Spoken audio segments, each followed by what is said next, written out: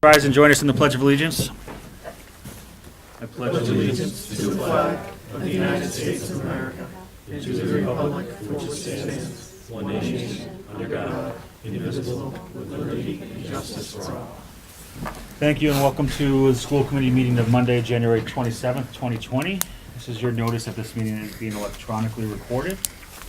We'll start tonight like we usually do with our spotlight event, and for that I'll turn it over to Assistant Superintendent Regan. Thank you, Chairman Withers.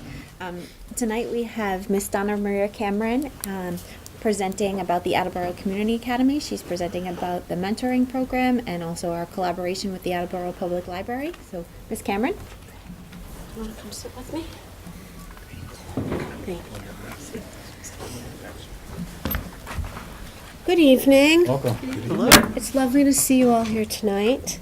For those of you who've never met me before, I'm Donna Maria Cameron and I'm the principal of Attleboro Community Academy. I'm very excited to be able to highlight some of the amazing work that we are doing in the Academy. And tonight we're going to focus on our community partnerships. All right, so who's going to help me tell me? This one? Nope. The red one? Nope, no, not the red one. Ooh, no, not the red one. Okay, great. Okay, so joining with me too is Ray Beeland and Roberto Lugo, and they're going to jump in just a little bit. Before we do that, I want to kind of take a step back and think about what community means to us. That's our name, Attleboro Community Academy. Well, when we started in 2009, community meant our internal community. It meant nurturing a program where students felt safe and welcomed, and it was a shared partnership. Well, as the years went on and the school really flourished, we changed or expanded our focus to mean a partnership with the Attleboro community. So now we have breathed new life into the name of our school, Attleboro Community Academy, so that it is a community of students and teachers in partnership with the Attleboro residents and agencies. Tonight we're going to talk about two programs. The first one is our mentor program. I'm going to leave these for you, by the way. Here's brochures of our program, because if you know anybody who you think might be interested in becoming a mentor, okay, here's my pitch for that. So, the mentor program. Well, last spring I spoke to Christine Baker, and she was our long-term sub then. She's now our guidance counselor, and I told her I wanted to develop a mentor program. And I wanted to open it in June, which was a big ask, but she did it. So we partnered with Mentor Rhode Island, who provided us with the technical and training support. Ray is going to tell us about the program, but before we do that, I want to sort of answer a question that you're thinking, which is why mentoring, right? So I want to just read you some statistics that are really quite compelling. According to the National Mentoring Partnership, at-risk youth who have a mentor are 52% less likely than their peers to skip a day of school, 55% more likely to be enrolled in college, 46% less likely than their peers to start using drugs, and 78% more likely to volunteer regularly in their community. Now, I can't speak to the data because this is our first year and we don't have any hard data yet, but what I can tell you is that we have had some amazing experiences, and so I'm going to turn it over to Ray Beeland, and he's going to tell you about his mentoring experience. Well, good evening, and thank you for letting me be here for this opportunity to share with you my experience with the Attleboro Community Academy's mentoring program. My wife and I moved to Attleboro about 3 years ago. After settling in, I wanted to become more involved in the community, particularly in education. However, we do not have children, so we didn't have that immediate connection into the community. Then I read that the ACA was starting a mentoring program. They were looking for volunteers, so I thought this seems like the perfect opportunity.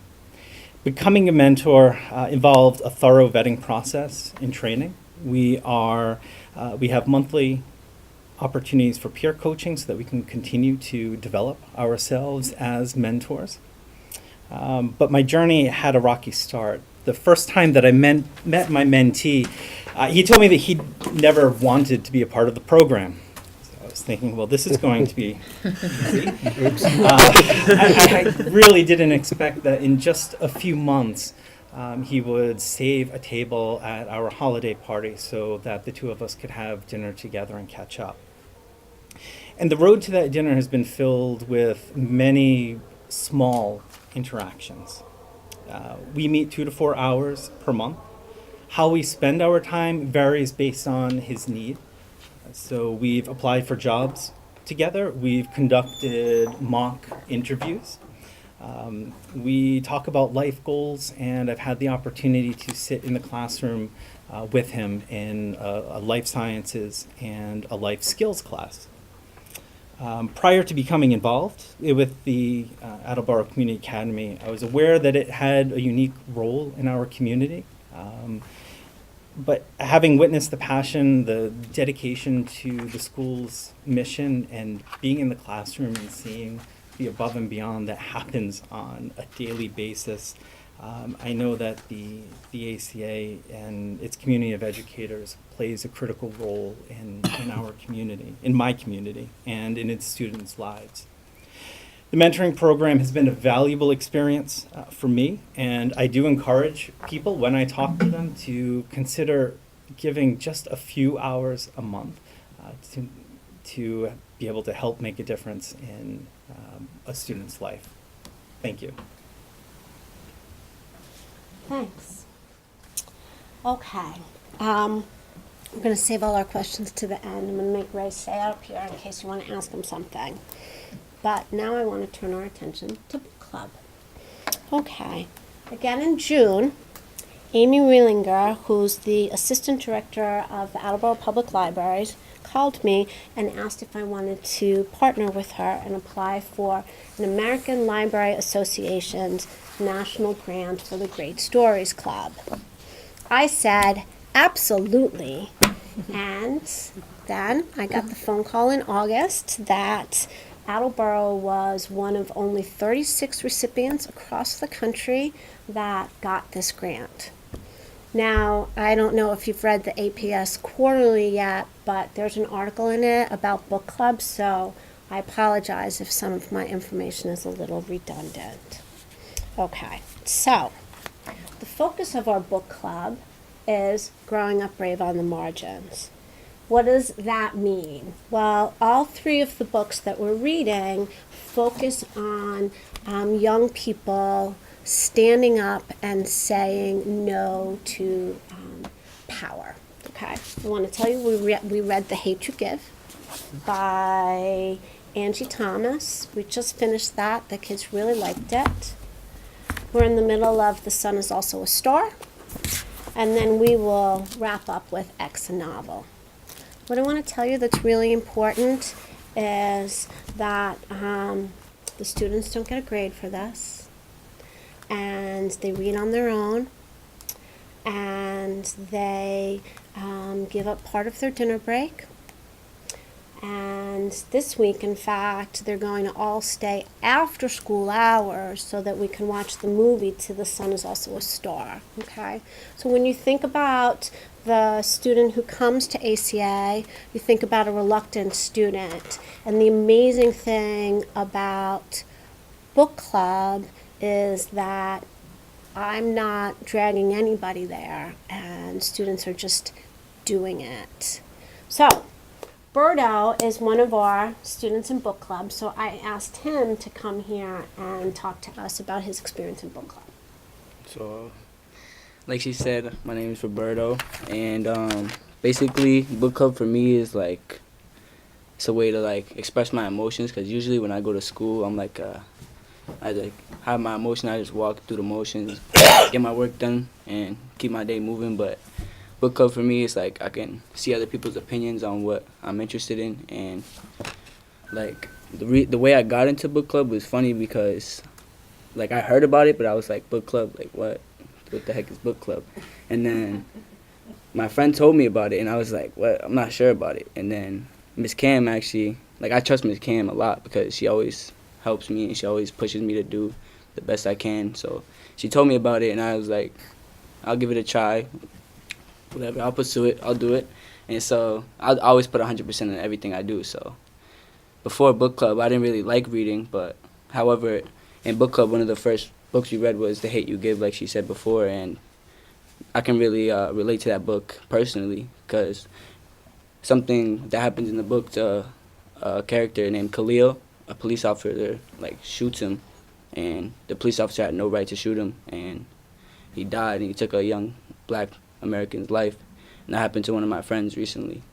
So stuff like that is like, to take that in and like be with my peers around me and like hear their opinions on something that really hits my heart is really cool. And the way they do it too is like they really listen and they really take in what you're saying. So it's really cool to be a part of that. And some of the characters in the book remind me of certain moments that happened in my life, and some characters remind me of some close people to me. And that's one of the many reasons why I love book club, and I can relate to it. But after reading the book, we began discussion about the book. Like, everybody was talking about it. Everybody was like, we done doing activities to like, so everybody's like really hype about it. Everybody's enthusiastic. Everybody's loving it, and we all like participating, putting our 100 in it. And like in class, not everybody does that. Nobody's like putting their 100%. Not everybody's like that. And these are kids that don't put 100% in their class, but they put 100% into book club. So it's really cool to see that too.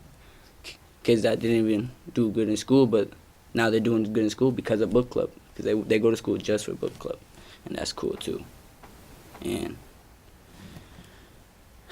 after reading The Hate U Give, I began seeing myself becoming very vocal in these discussions. Because before, like I said, I was very like to myself, and I was not very outgoing. But after began doing these discussions, I began becoming very outgoing, and it's just cool to be a part of it.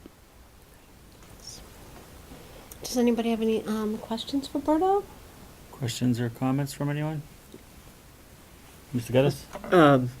So also, something Ms. Cameron mentioned was when you think of ACA students, you think of a reluctant student. But one of the words that Roberto shared that I think is telling is trust that he has for Ms. Cameron, and I'm sure for the rest of the staff. And I think this probably is a better comment for the end of the presentation, but but just overall the trust that the students are able to develop with the staff and the dedication that the staff and the mentors have is a huge reason why so many students like Roberto start to become more successful. Thank you. Well, when I first met Amy, I said, I need you to understand, I'm not going to choose our strongest readers for book club. That's not what this is about for me. And I'm going to tell them it's okay if they don't finish the book, that they can still come to book group, they can still talk about it. And so, because I could have picked my 11 strongest students, Right. but I didn't want to do that. And I knew, like I told Berto after the first book group, I was like, Berto, you are an amazing leader, and I'd never seen that in him before. And it was just like, it lit a fire inside of him, and that was so exciting. Berto's also in the mentor program. Right, I also have a Berto? mentor named Yeah. Joe. We cool guy. We went to a baseball game before. That was cool, and he also influenced me too to do better. So he's like he should have been here today. I should have told him to come, but dang, she's reminding me. I should have told him. He's a cool guy. He would have been here for sure. He's cool. Definitely helps me a lot. So to close out, I think it's wonderful to step back and really marvel at how the Academy has really tried to embrace the notion of Attleboro Public Schools being the center of the community, and that if you're if the school puts their mind to it, I mean, I think it's great. Ray doesn't have any children in the school, but yet we were able to make a partnership with him, and that the library came to us, and I'm hopeful that we will continue to be recipients of this grant year in and year out. So that's it for us. Do you have any questions? Any other questions or comments? Mr. Larson? I just, I think it's a great program, and I was really looking forward to tonight's program and hearing more about what's going on. So thank you for coming and bringing us to us. Thank you very much, Mr. Larson. Mr. Storrs? Yeah, the amazing thing with community in school is when it comes to kids, they got to find that one thing that they love. Some kids, for example, it might be sports, it might be cheer. I know your brother, for example. By the way, so cool seeing him actually on TV, and that TV show's Cheer recently. I had to mention that. But this is just like one more sort of thing that can excite a student and make them want to go to school and make them want to succeed and find out more about themselves. The fact that maybe being a leader is something that's I love these kind of things. So thank you. Thank you. Appreciate it too.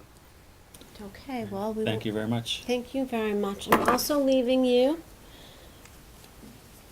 bookmarks from Growing Up Brave on the margins. You can take a few, leave them around your office, and then when somebody asks you, you can tell them about the amazing things we're doing. So I'll leave these here for you for later. Thank you. Okay, thank you. Thank you very much. Thank you, guys. Great job. Nice to meet you. What was the third book? X. X, a X. novel. Okay. Thank you. We haven't read that one yet.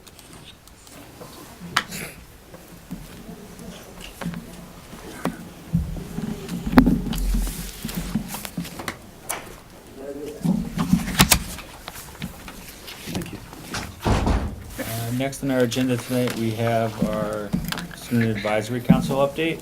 For that, I'll turn it over to Mr. Rooney. Hello. So for this week with the Attleboro Public Schools, AHS, the choral students shined at the district festival. For the elementary schools, Studley will be having their red and white dance on the 31st at 6. Common Fine will be having their book fair on February 3rd through 7th, and bingo night on February 7th at 6:15. Will will be having their family game night on February 6th from 5:30 to 7. As for middle schools, Quello on 28th tomorrow will have their grade 6 students be visiting RCT programs at the high school. Quello the following day will be having their Mass Audubon Wildlife Sanctuary.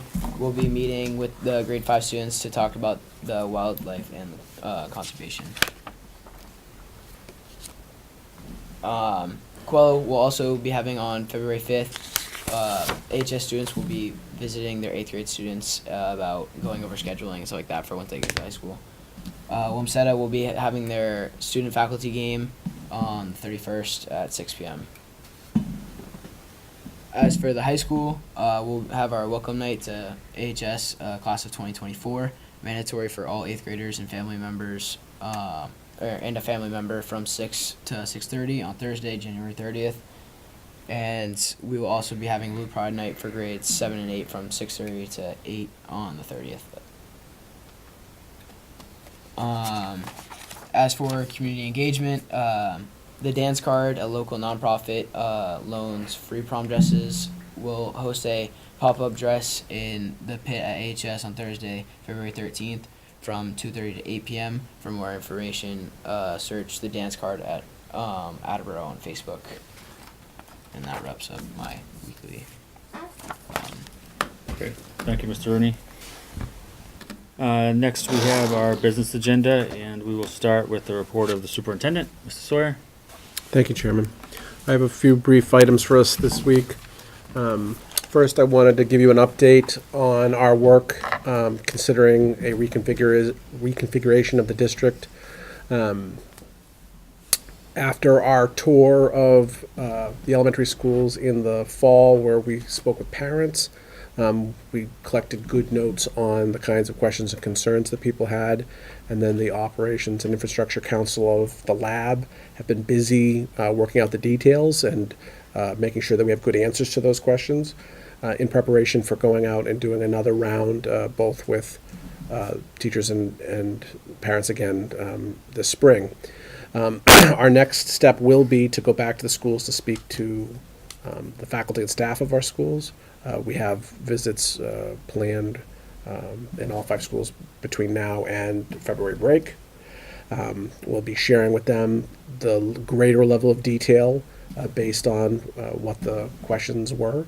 And after we make our presentation that answers their questions and hopefully gives them the information they need, we'll be asking, again, the entire staff of our elementary schools to participate in a survey where they let us know whether they are in favor or not in favor of the plan.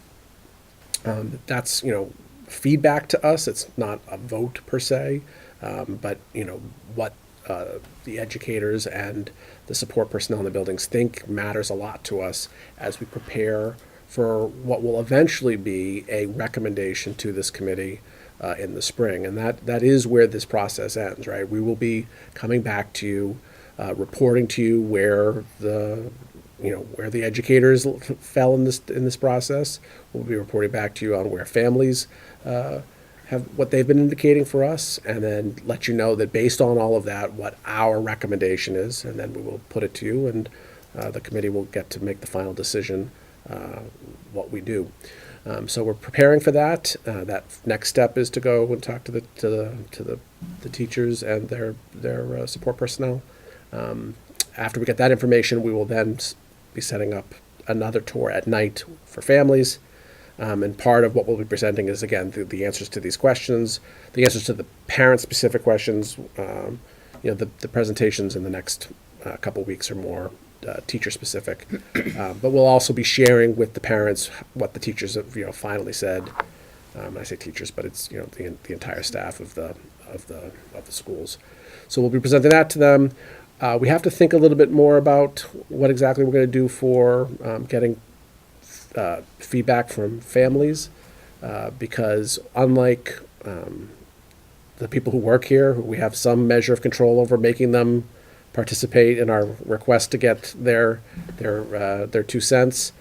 Getting parent participation in a survey is tricky, and I really worry about getting enough responses to a survey for the sample size to actually be representative. And if we only get 3% of the people to reply, and it's the 3% of the loudest voices, I don't think we can be confident that whatever the response is, it'll be a clear indication. So that's a problem we're still kind of chewing on, because we absolutely care about what our families think, but it's going to be hard to really gauge that, or I can't put them all in a room and ask them. So that's coming, and that'll be part of our final presentation to you. And I think I should just mention while I'm talking about it that, there are decisions we face as a district in which it is clear to the administration what is right and best for kids. And sometimes that's easy and everyone agrees with what that likes that idea, and it's easy to pursue. Sometimes what we want to do ruffles feathers or is against the interests of a specific group of people, but we have to do it anyways because we know what's right and it's the thing that we need to do, and we try to be brave and do those things. Unlike that scenario, in this one, all the research says that there's no one right way to address this concern, right? There's no one good way to configure the district, and that ultimately the best way to do it is the way that's going to work for Attleboro, specific to the particular things that are true about Attleboro. We are continuing to pursue this. We put in all of the work that's gone into what we'll be presenting this spring to the various constituencies as we try to answer these questions. We did all of that because we believe there are compelling reasons to consider this plan. Real reasons that we think will benefit children. There are, like any change, trade-offs. There are things that we give up, there are things that we gain. And on the whole, we think that there's the potential that this is worth it. But again, there are other ways to do things, and because of that, if there isn't widespread support, if the educators, if the people in the building that support those educators, if families largely, again, there will be people who disagree with this no matter what we do. But if the number of people who support it isn't great enough, it's going to be hard for us to recommend it, even if we think that there are compelling reasons, because if enough people don't buy into it, it's not going to be effective. And because it's not something that has to be done a certain way to be successful, in the end, it really comes down to, is there enough support for the idea for it to be worthy of your consideration? And that's what we're really trying to gauge between now and then. And we look forward to coming back in the spring and giving that opportunity. And hopefully we'll have a good sense of where we landed and all of that. Mr. Storrs? So in regard to this, I'm honestly torn right now. I see the pros, I see the concerns and all that other stuff. I know that last meeting I had asked if we can try to generate and provide the committee the information regarding transportation, how many students, the bus routes, all that, because per our policy, I would say of all the issues right now, that's my biggest concern. So if it looks like this will be coming to us, if that information we provided, that would be very helpful. Yes, and that is absolutely one of the big things that we're working on. And I agree with Mr. Stories. Like, of all the things, I worry about whether or not there's enough support to pursue it, even if it's a good idea. But the only thing I worry about is whether or not, if we commit to this, we can actually deliver on the transportation working in a way that doesn't make the whole thing regrettable. I'm right there with you. So I completely agree. It would be my nightmare that we commit to this for good educational reasons, so that we sell this idea to people, and then it turns out the transportation is unmanageable. So we're doing everything we can to try to assess that as accurately as I can, because I share your concern. Sure. Like, Mr. Geddes? Similar to Mr. Storrs, I'm pretty torn on it as well, because I do see a lot of the educational benefits, but the logistics are the concern, which you've already touched on slightly. But one of the things that did come up at the PTO meetings was families having access to the research that went into the recommendation that you guys were considering. Has that been shared out yet? And It's on the website right now. It is? Yep. Okay, perfect. It's, like, easy to find, just Under community, and then it's configuration. It's there. perfect. And then what's you mentioned you've scheduled the visit to the elementary school staffs. Have you scheduled the PTO meetings, or No. you're expecting those sometime probably March, April? Yes. Okay, thank you. Mr. Larson? Just for the rest of the committees, but I did see a good part of, well, at least the beginning of the presentation this afternoon, when the council presented to the lab this afternoon. And seeing the part that they've already put together, I can't imagine how many hours that you and the council have put in to get to this point. You think about it a little bit on the surface, and it's like, okay, we're just going to do this and this. But the timetable in order to put this together, and the transition, both the students and the staff, and it was amazing. It really was. And I wanted to compliment you guys on where we're up to at this point. Because it's definitely, you can tell there's a lot of work that's gone into this, and there's still plenty of work to go, but I mean, it's just, what I've seen so far was really nice. Thank you. Okay, moving on. As I mentioned in Friday's update, this last week and the week before, we've had two significant administrative retirements announced this month.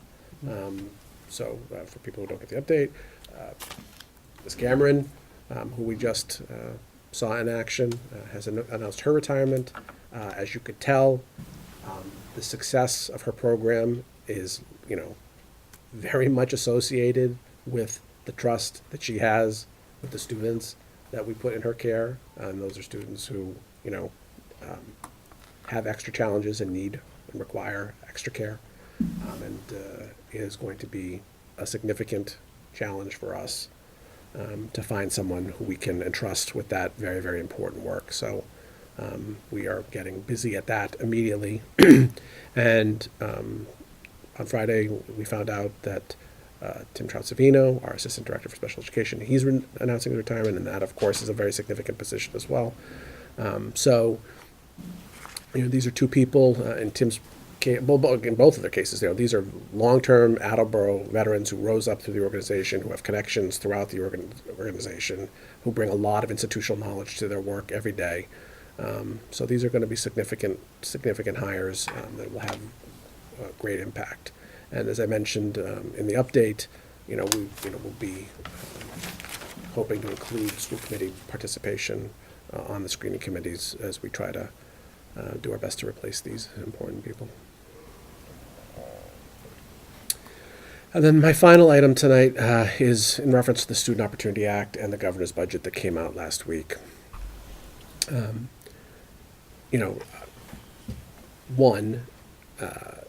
Attleboro has fared better than many, if not most, communities, and we should, put that into perspective. There are our neighboring communities, largely got a minimum, just straight $30 per student, which resulted in, a very insignificant amount of money for them to be increased. And so, the money that we're looking at is significantly greater than that. And I'm here to tell you, as someone who had a meeting with our neighbors this morning, they have noticed the difference between what we're getting and what they're getting. They are struggling with accepting that reality. However, as I informed them when they were, looking somewhat jealously at our increase, as I told you on Friday in the update, our increase is not what we need it to be to meet our level services as we have projected back in December. And to put it into perspective why that's the case, the increase in FY20 this year over last year, FY19, was roughly $3 million. And the increase, we're looking at for this year, over this year, is, half that. So while it is true that Attleboro has fared better under the Student Opportunity Act than a lot of communities, again, probably most, the lion's share of the money of the Act seems to be going to a concentrated number of larger urban communities, strictly urban, rather than the more hybrid community that we live in. And so our money, while better than many fared, is less than we had hoped, and does propose a budgeting challenge for us moving forward. So that's the bad news. The good news is that it's still January. We do this dance every year, and from that we know that there will be progress made between now and June, and we've got to, our work cut out for us, but we've got to do what we have to do to deliver not only the same level of education that we're providing currently, we also have to find a way to, make progress towards, our agenda for how to improve the district. So we've got to sustain what we're currently doing and make progress towards our future goals, all while addressing, the budgetary situation we're in. And while that's a very tall order, it's what we do year in and year out. So at this point, while the delta between what the governor proposed and the level service estimate that we provided in December is a significant one, we've got quite a ways to go before I think it's worth panicking that we have a sizable problem. I mean, this is certainly a problem as we sit here today, and I would be, misleading you if I said that that isn't something for us to be concerned about. It absolutely is. I would also be misleading people if I said this is a situation where we should hit the panic button and go into crisis mode. We're not at that moment. A couple things to consider. One, the legislature has to weigh in on the budget. There's always the chance that some of the concerns that people are raising statewide will be addressed that way, and that we might benefit from that. So there might be some relief in that process. There has been historically. You would think with the Student Opportunity Act passing that we wouldn't expect that this year. But I also didn't expect the results of the Student Opportunity Act to come out the way it did and for the reaction to be so negative. So, if there's ever any hope, that's negative political pressure certainly is a motivator. So perhaps there is some hope there. Other cause for hope. The estimate that we provide in December is what's true in December, right? And many of the things that are provided in that estimate are, guesses as to what things are going to be that hadn't really been determined yet. I mean, we make a good faith effort to put together what we think things are going to cost based on what's true at the time. Well, I'm here to tell you, it's already been 2 months, and, if we were to sit down and recalculate the whole thing, it would be different.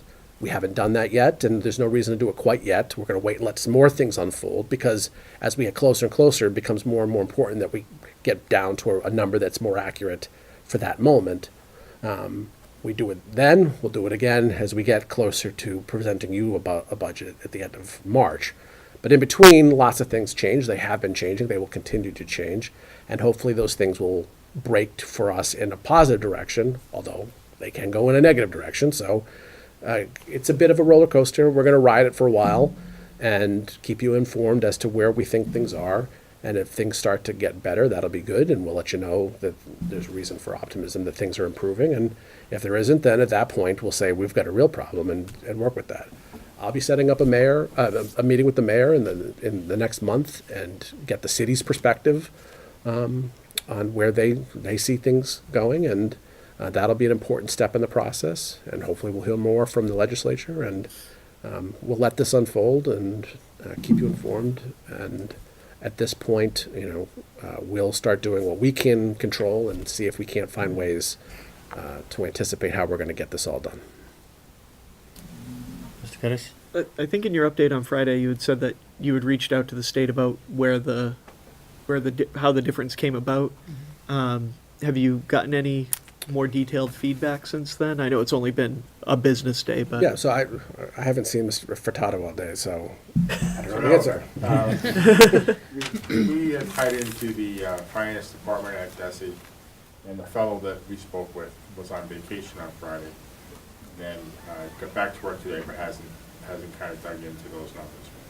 okay. Has promised me he owes me an explanation for why the non-Student Opportunity Act number is so small. Okay. Thank you. Any other questions or comments? Is that it? That's it. That concludes my report. Thank you, Mr. Sawyer. Last item on the business agenda tonight is a consideration for issuance of an honorary diploma. We're contacted by a family member of a Miss Gladys Brander, and as you can see by the materials that were circulated with the article that was circulated with materials, Miss Brander was a student here in Attleboro at the time of World War II. Several of her family members went off to serve our country in the war, and as a result of that, she left school so that she could work and help support her family. She's since been she's been employed and been a local fixture in the greater Attleboro area for years, but she never did get a chance to go back to high school and get her diploma. Her family's reached out about the possibility of us giving her at a meeting here a honorary diploma. We checked with legal counsel and looked through our policy book to see any requirements or any prohibitions against doing that, and found none. We're certainly entitled to do so if we choose to. The only thing legal counsel advised us is just to be wary of any conflict of interest issues that would arise with requests. I haven't seen any in this case, and I think this is a situation where giving out an honorary diploma makes sense. It's a woman who was a student here, who left for honorable reasons, who's lived a good life, and I certainly would be supportive of honoring the family's request. So, at that with that being said, at this point, I would entertain a motion to to issue an honorary diploma to Ms. Gladys Brander at a upcoming meeting to be scheduled by the administration. So moved. Second. Any other discussion or comments? All right, all those in favor? Aye. Any opposed? So Ms. Regan, you'll coordinate that with the family and let me know? Absolutely, thank you. Thank you. Next, we have minutes from our January 13th, 2020 meeting. The minutes were circulated with materials for this meeting. Entertain a motion to approve. So moved. Second. Any discussion or changes? All in favor? Aye. Next, we have our consent agenda tonight. Motion to accept the donation in the amount of $2,000 from Sally and Rebecca Halsey to support experiential learning and leadership opportunities for the students at Attleboro High School. So moved. Second. All in favor? Aye. Motion to accept an anonymous donation in the amount of $1,000 for the Attleboro High School cross-country team. So moved. Second. All in favor? Aye. Motion to accept the rebate check from the donation box for December 2019 in the amount of $10 from Bay State Textiles, Inc. inventory purchase to Hill Roberts Gifts donation line. So moved. Second. All in favor? Aye. Motion to accept the donation in the amount of $22,645 as broken down in my memorandum dated January 24th, 2020. So moved. Second. All in favor? Aye. Motion to accept the donation of $200 from the Martin Luther King Jr. Memorial Committee to the Attleboro Public Schools Lunch Program to help with outstanding student lunch balances. So moved. Second. All in favor? Aye. Motion to accept $101 generated from the sale of Attleboro apparel to the staff from Glenn and Megan Jusick to be submitted to the district gifts and donation account for supplies and services. So moved. Second. All in favor? Aye. Motion to accept the donation in the amount of $99.24 from the Wamsutta Middle School PTO to Wamsutta Gifts donation line to be used for art supplies. So moved. Second. All in favor? Aye. That concludes our consent agenda. Subcommittee reports, we're going to table teaching and learning until our next committee meeting. At that time, Ms. Johnson will provide an overview of what happened at the last meeting on December 10th.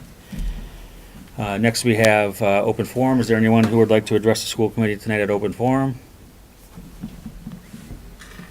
All right, that'll close open forum. Does anyone else have any business or matters to address tonight? There being none, I'll entertain a motion to adjourn. So moved. Second. All in favor? Aye. Aye.